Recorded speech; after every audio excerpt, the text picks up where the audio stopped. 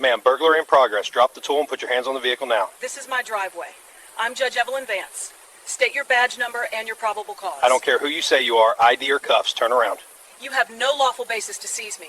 If you touch me, you're committing a federal civil rights felony. Officer Derek Thorne had patrolling the wealthy enclaves of Northern Virginia for 7 years when he made the split-second decision that would not only end his career, but strip him of his freedom for a decade and a half.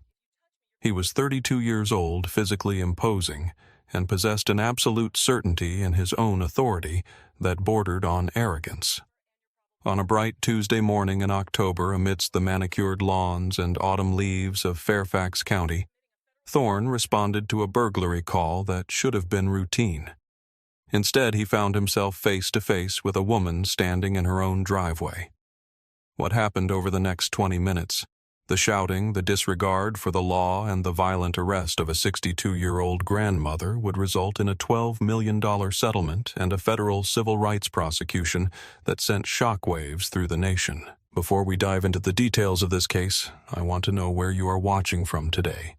If you believe in holding power accountable, please hit that subscribe button. Your support helps us tell the stories that the system often tries to hide. The incident occurred in the rolling hills of McLean, Virginia, a quiet sanctuary for the capital's elite. It is a place of winding driveways, security gates, and silence. It was 10 o'clock a.m. The sun was high and bright, casting long shadows through the oak trees. The air was crisp. Officer Thorne was patrolling just 2 miles away when the dispatch came through. He didn't know that the suspect he was hunting was the Honorable Evelyn Vance, a senior judge on the United States Court of Appeals for the Fourth Circuit. He didn't know that the woman he was about to brutalize had spent 30 years interpreting the very Constitution he was sworn to uphold. He only knew what the dispatcher told him and what his own biases filled in. But ignorance of the law is no excuse for a citizen, and as Derek Thorne was about to learn the hard way, it is certainly no excuse for an officer of the law. Evelyn Vance had spent a lifetime in service to the ideals of justice. At 62 years old, she carried herself with the quiet grace of a woman who had seen the worst of humanity and responded with the best of the law. Born in segregated Richmond and educated at Yale Law School, she had cut her teeth as a federal prosecutor in the 1990s, taking down organized crime syndicates and corrupt politicians with equal fervor. Her reputation was one of ironclad integrity. She was appointed to the federal bench by the president 20 years ago, confirmed unanimously by the Senate. Her clerks called her the Steel Magnolia, polite, soft-spoken, but immovable when it came to the rights of the accused and the limits of government power. That Tuesday morning, Judge Vance was not wearing her black robes. She was not presiding over a courtroom. She was simply Evelyn. She had just returned from the grocery store. She was wearing a comfortable pair of tan gardening slacks, a wide-brimmed sun hat, and an oversized crimson cardigan. She looked like exactly what she was, a grandmother preparing to plant tulip bulbs for the coming spring. She had recently purchased the home, a sprawling colonial estate, to be closer to her grandchildren. The moving boxes were still being broken down in the garage. She had parked her station wagon in the driveway and was carrying a crate of potting soil toward the front porch. She was humming a gospel tune, enjoying the rare solitude of a Tuesday off. She had no idea that her presence in her own front yard was being watched, analyzed, and criminalized by a pair of eyes peeking through the blinds across the street. The eyes belonged to Brett Sterling. Sterling was 38 years old, a day trader who spent most of his time at home monitoring the neighborhood's private social media group. He considered himself the unofficial guardian of the street's property values. He had lived in the neighborhood for 5 years and prided himself on knowing who belonged and who didn't. To Sterling, the wealthy neighborhood was a fortress that needed constant defending from outsiders. When he looked out his window and saw a black woman in older clothes walking back and forth from a station wagon to the porch of the empty house for sale, he didn't know it had sold 3 days prior. His mind immediately jumped to the worst conclusion. He didn't see a new neighbor. He didn't see a gardener. He saw a threat. In Sterling's mind, she was a porch pirate, stealing packages, or perhaps a squatter trying to break into an unoccupied home. He watched her for less than 2 minutes before his bias solidified into fact. He grabbed his phone and dialed 911, his voice pitching up to sound more alarmed than he actually was. "Dispatch, this is Brett Sterling on Oak Ridge Drive. There's a burglary in progress across the street. A woman is looting the house. She's taking boxes and loading them into a beat-up car. She doesn't live here. You need to send someone before she gets away." He didn't mention that she was moving slowly. He didn't mention the potting soil. He didn't mention that she had a key to the front door. He simply painted a picture of a crime in progress, weaponizing the police against a woman whose only crime was existing in a tax bracket he didn't think she fit. The call was routed to Officer Derek Thorne. Thorne was a man who viewed policing not as a service, but as a hunt. He had joined the force at 25 looking for action, and in 7 years he had built a reputation that was whispered about in the locker room. He had 14 use-of-force complaints in his file. Most involved aggressive takedowns of suspects who were mouthing off or failing to comply quickly enough. His supervisors knew he was a liability. The department's risk management software had flagged him twice, yet the culture of the department protected him. He was seen as a proactive officer, someone who got results, someone who cleared corners. The complaints were dismissed as the cost of doing business in a tough world. When the call came in, burglary in progress, suspect loading loot into a vehicle, Thorne's adrenaline spiked. This was what he lived for, catching a criminal in the act. He didn't turn on his siren. He wanted the element of surprise. He sped toward Oak Ridge Drive, his mind already rehearsing the takedown. He didn't plan to ask questions. He didn't plan to investigate. He planned to neutralize a felon. He arrived at 10:14 a.m., screeching his cruiser to a halt, blocking the driveway of the colonial estate. He saw the station wagon. He saw the black woman standing by the trunk holding a small shovel. He didn't see a federal judge. He saw a suspect, and in that moment, Derek Thorne decided that he was the law, and she was the prey. Thorne slammed his car door and marched up the driveway, his hand already resting on his holster. Judge Vance looked up, startled by the aggressive arrival. She shielded her eyes from the sun, confused but not afraid. She assumed there was an emergency nearby. "Can I help you, officer?" she asked, her voice calm and authoritative. Thorne ignored the question. He stopped 10 feet from her, entering her personal space with aggressive intent. "Drop the weapon. Put it on the ground now." Vance looked at the small hand trowel she was holding for her gardening. "This?" she asked, baffled. "It's a gardening tool. I live here." "I said drop it," Thorne bellowed, his voice echoing off the brick facade of the house. Vance, realizing the officer was unstable, slowly placed the trowel on the pavement and stood up, dusting off her hands. "Officer, I am Judge Evelyn Vance. This is my home. May I ask why you are screaming on my property?" Thorne closed the distance, his face turning red. "I don't care who you say you are. We have reports of a burglary. You match the description. Turn around and put your hands on the vehicle." Vance stood her ground. She knew the law better than anyone in the state. She knew that standing in the curtilage of her own home without a warrant and without reasonable articulable suspicion of a crime, she was under no obligation to be seized. "Officer, you are making a mistake. I have identification inside, but I am not turning around and I am not putting my hands on my car. You have no probable cause. I am asking you to lower your voice and tell me your name and badge number." To Thorne, this wasn't an assertion of rights. It was contempt of cop. It was a challenge to his manhood and his badge. "You're resisting," Thorne spat. "Last chance. ID or cuffs." "I am under no obligation to provide ID to you while standing on my own private property unless you can articulate a crime," Vance said, her voice steady though her heart was pounding. "The Fourth Amendment protects against unreasonable seizures. You are currently violating it." That was the breaking point. Thorne didn't hear the Constitution. He heard a suspect talking back.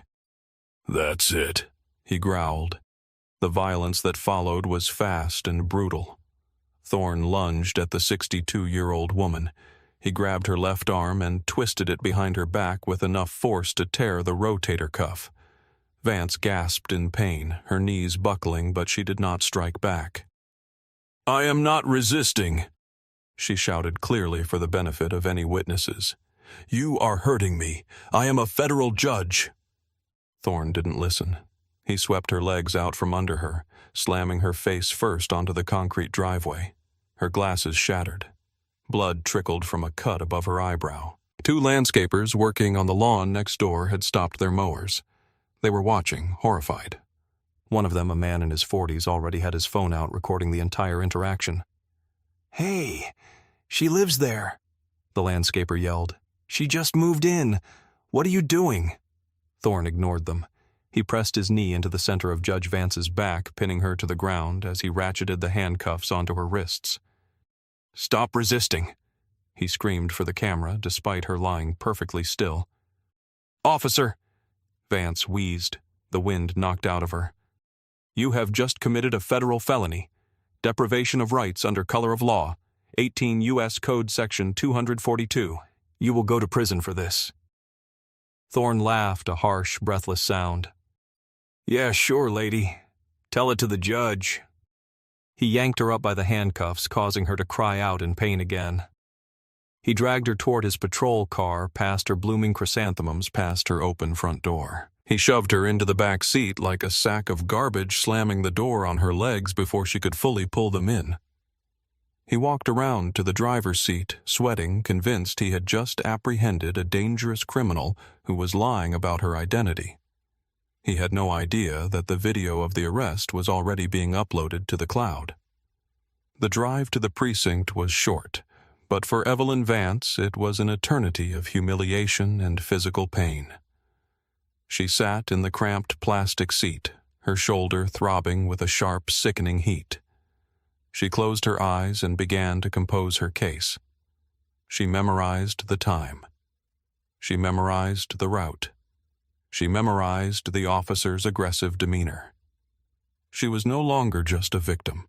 She was a prosecutor again, building the dossier that would destroy this man. When Thorne marched her into the precinct, he was practically strutting. He dragged her to the booking desk where the watch commander, Sergeant Miller, was sipping coffee. Miller was 55, a veteran who was counting the days to retirement. He looked up, expecting to see a drunk or a shoplifter. Instead, he saw a dignified older woman in gardening clothes, bleeding from the head, handcuffed, with a look of terrifying calm in her eyes. And he recognized her. Sergeant Miller had testified in Judge Vance's courtroom 3 years prior regarding a search warrant application. He knew that face. He knew that voice. His blood ran cold. He stood up so fast, his chair tipped over. "Thorne," Miller whispered, his voice trembling. "What did you do?" "Burglary suspect caught in the act," Thorne bragged.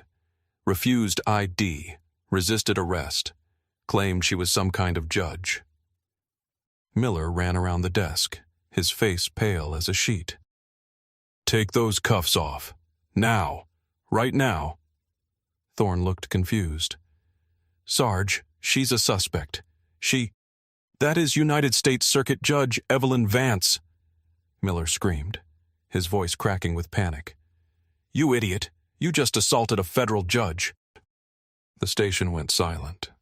Every officer in the booking room stopped what they were doing. Thorne's arrogance evaporated instantly, replaced by a cold, sinking pit of dread.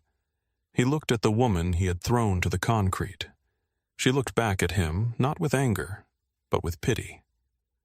"Unlock these cuffs, Officer Thorne," Judge Vance said softly.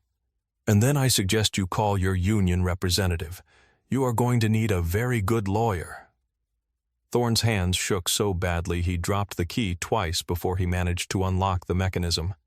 As soon as her hands were free, Judge Vance didn't rub her wrists. She didn't cry. She asked for a phone. "I need to call the United States Attorney," she said to the sergeant. "And I need a distinct medical evaluation for the injuries caused by your officer." The fallout was immediate, catastrophic, and public. By evening, the landscaper's video was leading every news broadcast in the country. The visual of a white officer slamming a black grandmother to the ground in her own driveway was undeniable. The fact that she was a federal judge turned the incident into a national referendum on police impunity. The wheels of justice, usually slow, moved with terrifying speed when one of their own was the victim. The FBI raided the precinct the next morning to seize body camera footage and personnel files. Derek Thorne was fired within 48 hours, but that was the least of his problems. The Department of Justice Civil Rights Division took the lead. This wasn't just a local assault charge. This was a federal case. Brett Sterling, the neighbor who made the call, was not spared. He was charged with filing a false police report and faced a civil lawsuit for defamation and harassment that would eventually bankrupt him. But the hammer fell hardest on Thorne. The trial took place a year later. Thorne's defense team tried to argue qualified immunity, tried to argue that he made an honest mistake in the heat of the moment. But the video lied. The video showed a calm woman and an out-of-control officer. It showed no resistance. It showed pure ego. Judge Vance testified her arm still in a sling from the surgery required to repair her shoulder. She spoke not with vengeance, but with the clarity of the law. She explained exactly how Thorne had violated the Constitution step by step. The jury deliberated for 4 hours. Guilty on all counts. Deprivation of rights under color of law resulting in bodily injury. Aggravated assault. The sentencing hearing was where reality truly set in. The federal guidelines were harsh. The judge presiding over the case, a colleague from a neighboring district, looked down at Derek Thorne, who now wore an orange jumpsuit instead of a badge. "Officer Thorne," the judge said, "you were given a gun and a badge to protect the peace. Instead, you used them to wage war on a citizen because of your own bias and arrogance. You did not just break the arm of a woman. You broke the public trust. If you would do this to a federal judge, the court shudders to think what you have done to those with no voice." Thorne was sentenced to 15 years in federal prison. There is no parole in the federal system. He would serve at least 85% of that time. At 33, his life as he knew it was over. The city settled Judge Vance's civil rights lawsuit for $12 million, the largest payout in the department's history. The money came from the taxpayers from the very people Thorne was supposed to serve. Judge Vance donated the entire amount to a legal defense fund for victims of police brutality who could not afford representation. Evelyn Vance returned to the bench 6 months later. She still has a slight tremor in her left hand. She still flinches when a car door slams too loudly. But she is still there, a guardian of the law. Derek Thorne sits in a cell of former wolf hunter who became the cautionary tale. This story forces us to ask uncomfortable questions. If Evelyn Vance had been a school teacher, a nurse, or a housekeeper, would she have been believed? If there had been no video, would Thorne have written a report claiming she attacked him, and would she be the one in prison today? Justice was served in this case, but only because the victim had the power to enforce it. What do you think creates officers like Derek Thorne? Is it the training, the culture, or the individuals themselves? And should neighbors like Brett Sterling face felony charges for weaponizing the police? Let me know your thoughts in the comments below. Stories like this remind us that freedom is fragile and must be defended every single day. If you found this story important, please like and subscribe. We will see you in the next video.